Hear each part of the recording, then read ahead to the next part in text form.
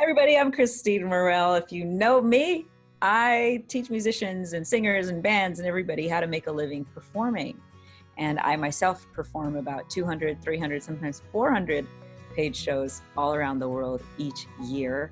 And I work with so many people, but when I work with and have amazing students that just blow my mind sometimes, I have to get them on here and talk to them. And Bronson is one of those people. Bronson, hello. Woo! What's up, girl? And I'm going to take credit because he had gotten rid of his mustache. And I was like, you have to have that mustache back. And he was like, I don't know. I have this new identity now. You did inspire me to grow it back and kind of reminded me. I feel like the mustache is a metaphor with everything. Just reminded me of what I stood for and who I was. And with the music and everything too, it just kind of all worked out. And the mustache is back, ladies and gentlemen. Yeah, you're unique. You're your own guy. So I love it. I love it. I mean, I got half pink hair. I'm like, I love anything that makes anybody different. That's who you are. So what I'm excited about, and I'm going to ask you, and again, I told you earlier, let's just be real, because I think as artists, we're all kind of emo. Let's be honest, we're kind of emo about our art.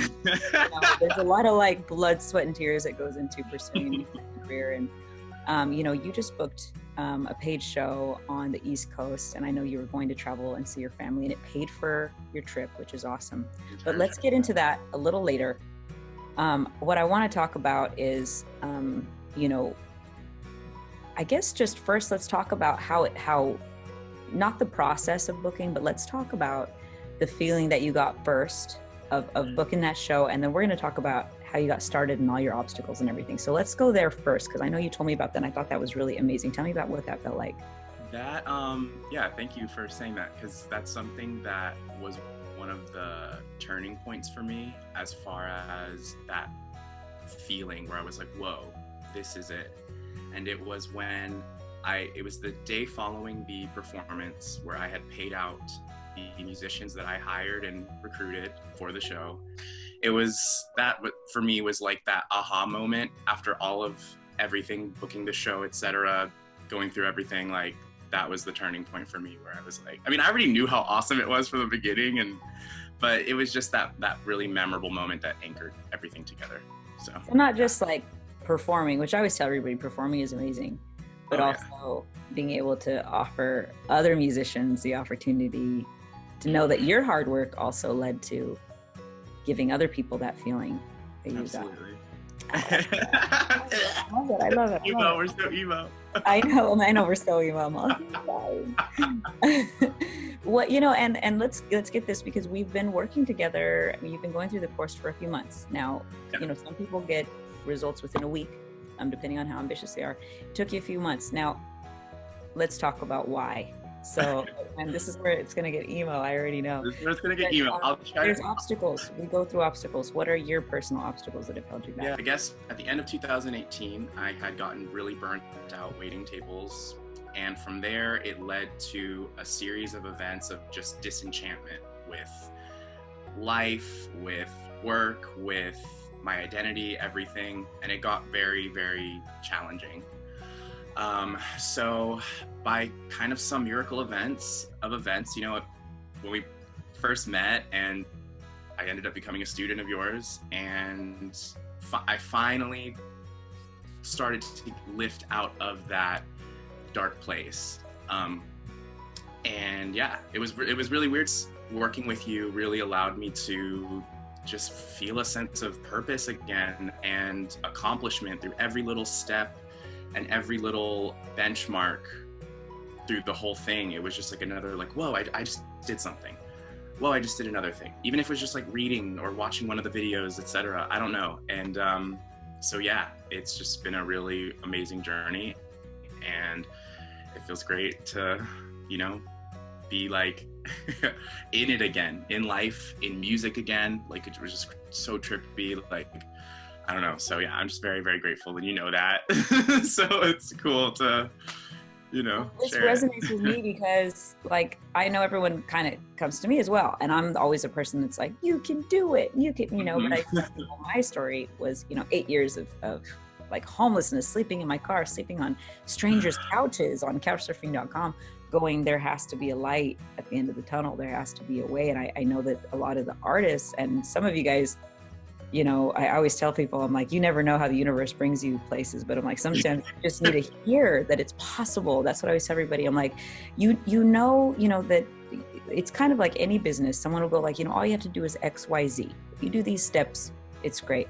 But when you meet someone that's actually doing it, and then also someone that makes you feel like it's possible, I think that's more, you know, because I'm not going to lie, like I used to find it really hard to get out of bed in the morning, you know, and I would sleep till like 2, you know, because I was so depressed and emo and like, what am I doing in my life?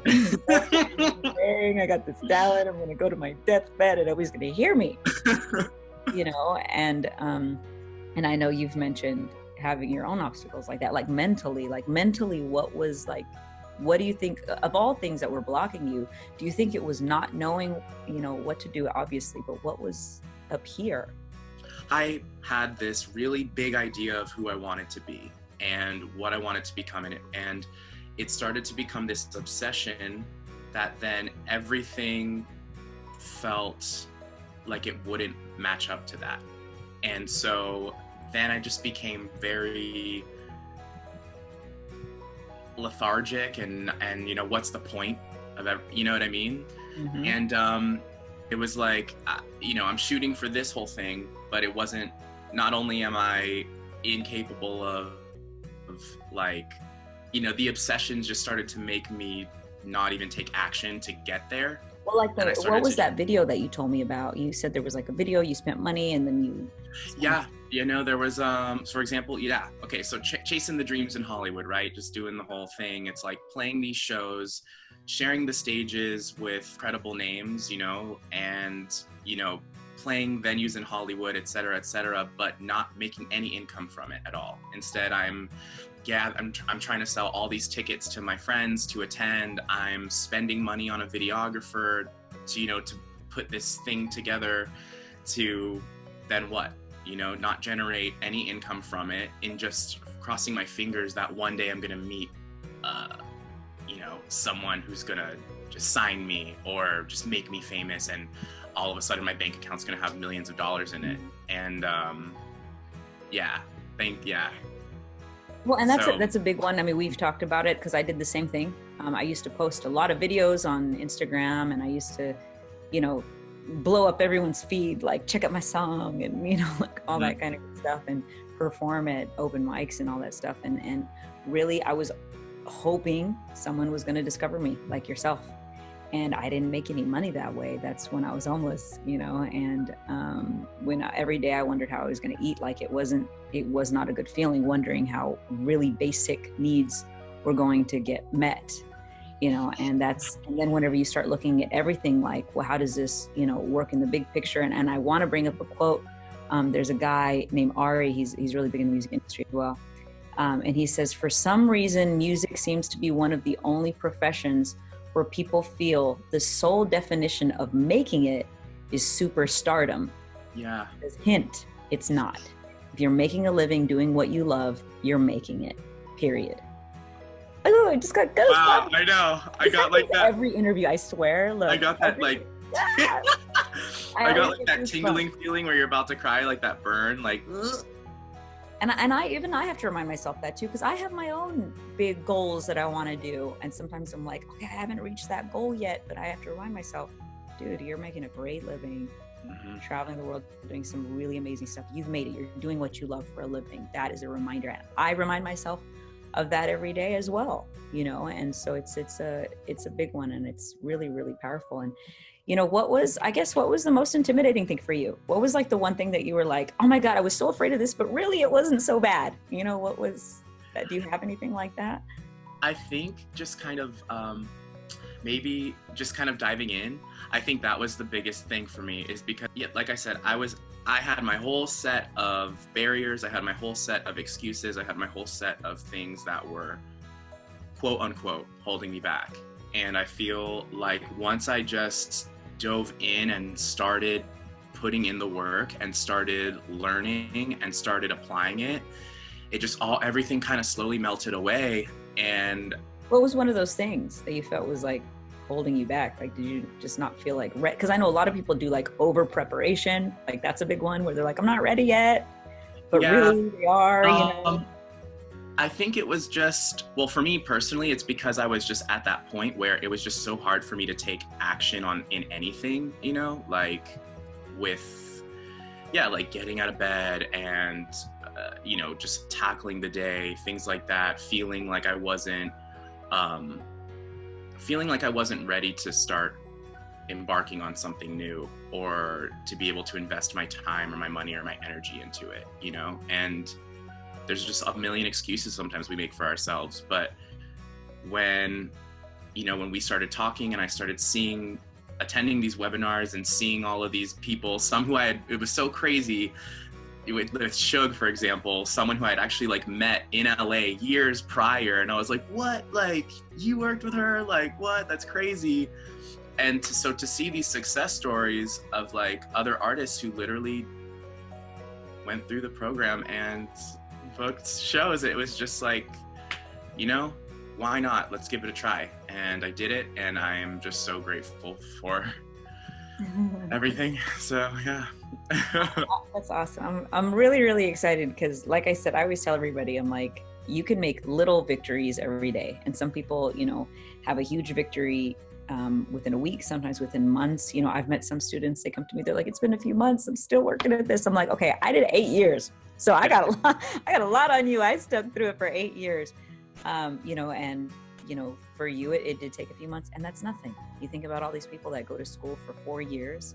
Yep. To get degrees, to get put in incredible debt, and then still not know how to book shows. And, you know, a lot of them, you know, even come my way. They're like, hey, I'm $100,000 in debt, and I don't know how to book shows. And, you know, it's heartbreaking. And, but you booked your show on the East Coast, and you live on the West Coast, even though I told you not to. I was like, you're like, you need that's why I'm excited. And that's why I love you so much. Because you were like, Chris, I'm thinking about booking a show on the East Coast. And what did I tell you? You were like, no, you need to focus. You need to stay in one city. You know, when you're starting to build things, you know, they might request you back the next week, which did happen on the East Coast, which is crazy. Like, they were like, if we could have you back, like, you know, right now, like, etc. And I was like, I gotta go, like, you know. So, but that's exactly it. It's like, once you start building those connections, you know, you have to be able to like follow up with people. And after booking it, the gig itself, you know, after the payout from the venue, from the tips that we made, from the songs, like, it was just so cool interacting with the guests and seeing like how much they enjoyed certain. I could feel it. I could read the room and I could be like, oh, they're gonna love this, and I would do it. And then they're leaving the venue and they're just like dropping bills in this little container. I'm like, thank you so much. Like, in the middle of a song, I'd be like, thank you. You know, and then I hit up New York City for Halloween, and it just took care of everything. It was like, just from that one performance alone, and it was just so empowering and, like I said, just amazing. And so well, and that's a great word, empowering, because that's what I always tell everybody. I'm like, you know what I love is, like, I don't have a boss that I have to like deal with any like bullshit from. Like, if somebody's rude to me, I can be like, I don't need you. I can do what I want, you know? Like, I think that's the best thing. And it's like, once you realize that power that you have, once you know, and it's that knowledge, and everyone says knowledge is power, but not really. Applied knowledge is power. You can have all the knowledge in the world, but if you don't apply it, and the crazy thing is, so many people know so much and they don't apply any of it. And I always tell everybody, I'm not the best at anything. I'm kind of good at a bunch of little things, but I'll go out there and I'll apply the little that I know, and I'll use it, and I'll make mistakes. And that's how I've made the most progress. And, you know, for you too, I mean, it was like your very first show you booked over there, even though I told you, hey, don't do it. You know, I just didn't want you to show up and like stuff go wrong, and, you know, band members not show up, and like audio get all messed up. And then you call me crying and be like, but you told me. I went I didn't want that. I like didn't want to be held liable for that. No.